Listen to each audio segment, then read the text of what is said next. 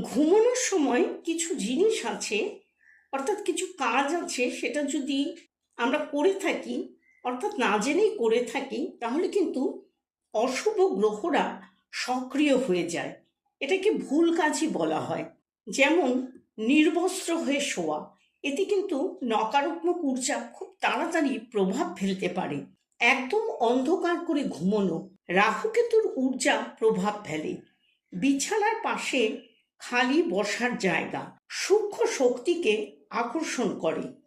ভেজা পা বা খাবার খেয়ে হাত মুখ না ধুয়ে শোয়া, হাত পা জোড়া করে ঘুমানো, শনি ও চন্দ্রের দোষ বৃদ্ধি পায়। কপালে তিলক লাগিয়ে ঘুমানো, দেবত্ব অপবিত্র হয়, অশুভ ফল মেলে। ঘুমানো বা নিদ্রা হলো আত্মার যাত্রা, তাই সাবধান হওয়া জরুরি।